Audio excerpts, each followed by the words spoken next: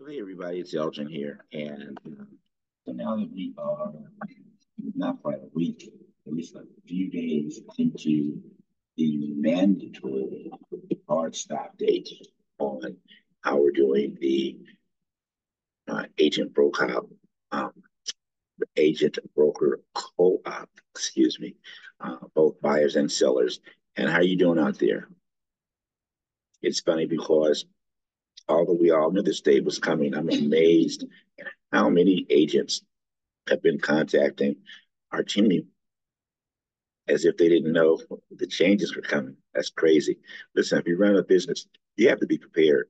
You have to be prepared, and you have plenty of time to do that in advance of this thing. So now you got to get up to speed on it. You got to get up to speed on it. These are not optional things that we have to do. These things are now mandatory. So again, here, let's talk about buyers again real quickly. A couple of things mandatory before you show homes. Before you show a buyer home, you have to have a buyer's broker agreement. Now, you can have a single property broker agreement, which you are using for just one specific property.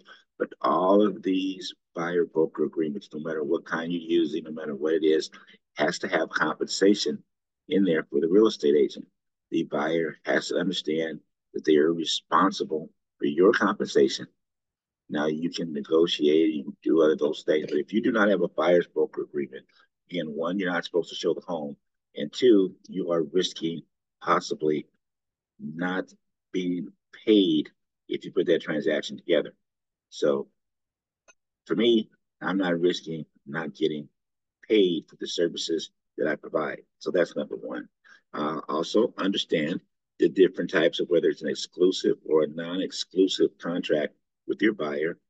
I would tell you that 100% of the time, I'm going to do an exclusive contract. Now, I might be doing a single home, a contract sometimes, particularly for my own listings and that. But I'm not going to be representing or showing some property and I not have an exclusive contract. That's me. Also, I would not spend a whole lot of time on that with the buyers. What you should be doing is giving and showing the buyers the value that you're bringing to the table to show them how you can assist you, how you can assist them, how you can negotiate for them to possibly get the best opportunity at the house that they're looking for.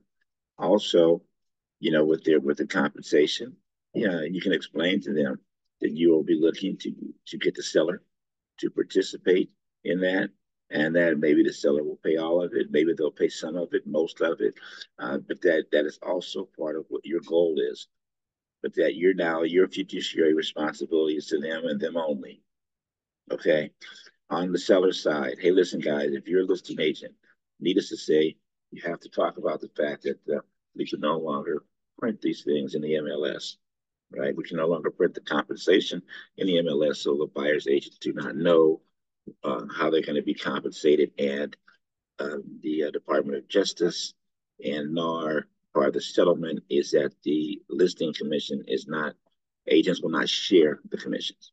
Basically, it's not shareable. So the wording has to change. Doesn't mean that the seller cannot participate and or pay the buyer's agent.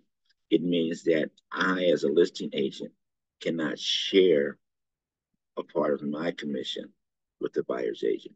We have to kind of just restructure that.